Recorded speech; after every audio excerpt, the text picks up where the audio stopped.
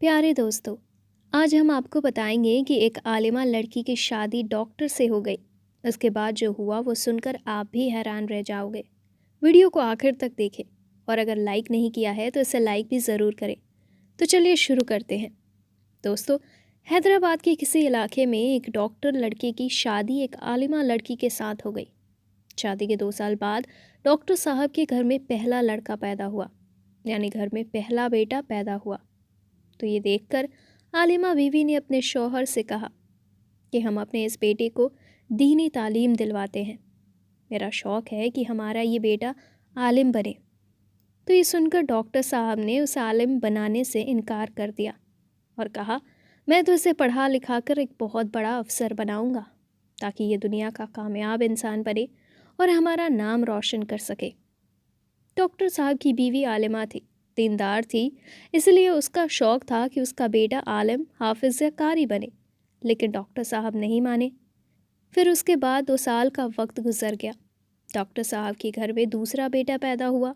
इस बार बीवी फिर से ज़िद करने लगी कि वो अपने बेटे को एक आलिम बनाएगी, मगर डॉक्टर साहब इस बार भी नहीं माने और कहने लगे कि वो अपने बेटे को बहुत अच्छे स्कूल में पढ़ाएंगे।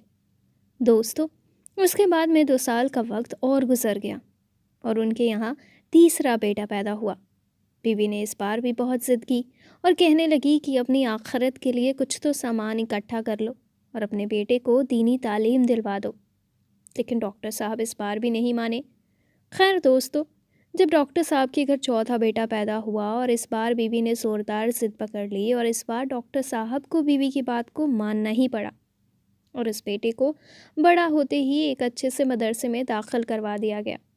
वक्त गुजरता गया और डॉक्टर साहब के पहले तीनों बेटे दुनिया की पढ़ाई करने के बाद आला सरकारी अफसर बन गए और इनका चौथा बेटा दीनी तालीम हासिल करके हाफिज़, कारी और आलिम बन गया।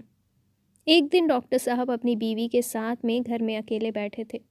इस वक्त डॉक्टर साहब ने अपनी बीवी से कहा कि तुम्हारे तीनों बड़े बेटों की सरकारी नौकरी लग गई है और आज वो अच्छा खासा पैसा भी कमा रहे हैं और तुम्हारा छोटा बेटा मौलवी बन गया है।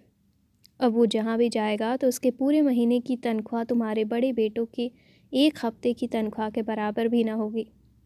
फिर डॉक्टर साहब अपनी आलिमा बीवी से कहने लगे कि तुमने अपनी मर्ज़ी करके बहुत बड़ी गलती कर दी है और मुझे मालूम है कि आज तुम्हें अपने फ़ैसले पर पछतावा हो रहा होगा।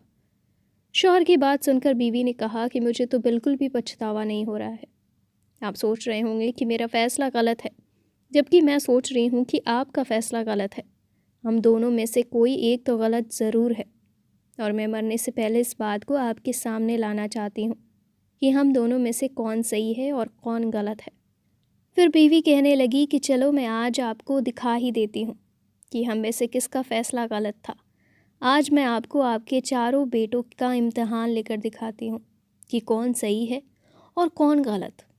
अगले दिन शाम के वक्त में बीवी ने अपने बाल बिखेर लिए और थोड़ा दुपट्टा फाड़ लिया और अपने चेहरे पर 1-2 नाखून के निशान मार लिए और घर के आंगन में बैठ गई और रोने लगी और अपने शौहर को घर के अंदर एक कमरे में छुपा दिया।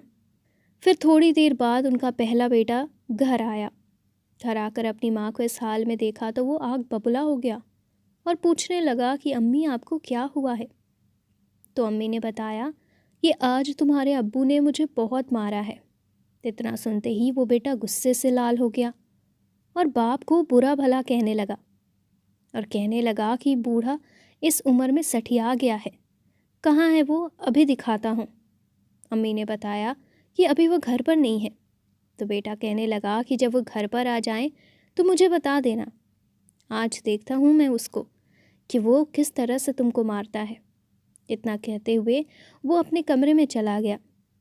ये सारी बातें डॉक्टर साहब अपने कमरे में छुपे हुए सुन रहे थे। खैर, थोड़ी देर बाद उनका दूसरा बेटा भी घर आया। माँ को इस हाल में देखा तो वो भी आग बबूला हो गया और माँ से इसके बारे में पूछने लगा। तो माँ ने बताया कि तुम्हारे अब्बू ने मारा है।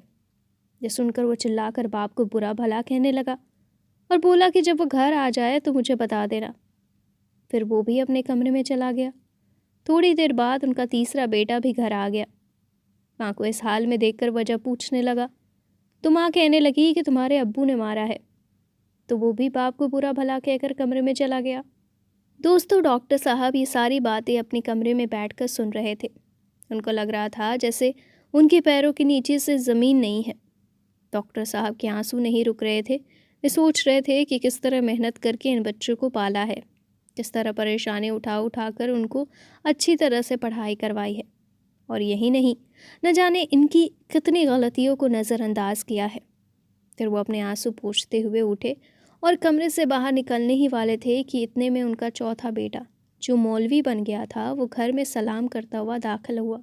अपनी माँ को इस हाल में देखा तो भागता हुआ अपनी अम्मी के पास पहुँचा और माँ से इस बारे में पूछने लगा।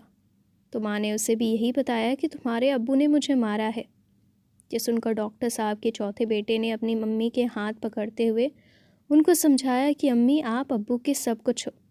अगर अब्बू ने आज आपको कुछ कह भी दिया है तो क्या हुआ, मैंने अब्बू को आज तक आपसे बदतमीजी से बातें करते हुए नहीं देखा है। अब्बू आपके साथ हमेशा प्यार और मोहब्बत से बात करते हैं।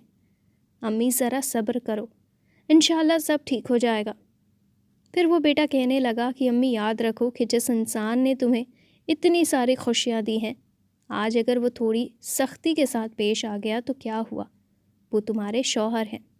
हो सकता है आज उनका दिमाग ठीक ना हो, उनको किसी बात की कोई परेशानी हो, या फिर आपसे कुछ गलती हो गई होगी। अम्मी, ज़रा सोचो, अब वो आपका कितना ख्याल करते हैं। आपको याद है आज से 3 साल पहले जब मैं मदरसे में था तो उस वक्त आप कितनी सख्त बीमार हो गई थी। उस वक्त किस तरह से अब्बू ने आपका ख्याल रखा था, कितने दिनों तक आपको खाना भी बनाकर खिलाया था, और यही नहीं बल्कि आपको कपड़े भी धोकर दिए थे। दोस्तों, अपने चौथे बेटे की इन बातों को सुनकर अब तो अम्मी भी अपने आंसू नहीं रोक पा रही थी, और फिर वो उसे गले लगाकर रोने लगी। डॉक्टर साहब भी आंखों में आंसू लिए कमरे से बाहर निकले और उनके सामने आकर खड़े हो गए। फिर आलिमा बीवी ने अपने शौहर से कहा कि अब आप ही बताएं कि मेरा फ़ैसला गलत है या आपका फ़ैसला। इतना सुनते ही डॉक्टर साहब ने अपने इस बेटे को गले से लगा लिया और फूट फूट कर रोने लगे। फिर बीवी ने अपने शौहर से कहा, यह आला तालीम इंग्लिश मीडियम स्कूलों में नहीं दी जाती है। माँ बाप के साथ किसी तरह से पेश आना है, माँ बाप के साथ किस तरह से पेश आना है, बीवी को शौहर के साथ किस तरह से पेश आना है, ये तो सिर्फ़ और सिर्फ दीनी तालीम है। दोस्तों, आज डॉक्टर साहब को भी एहसास हो चुका था कि जिन बच्चों पर लाखों रुपए खर्च करके उन्होंने दुनिया की डिग्रियां दिलाई हैं, वो आज सब बेकार है। फिर वो सोचने लगे कि काश मैंने अपने चारों बेटों को ये दीनी तालीम ही दिलाई होती।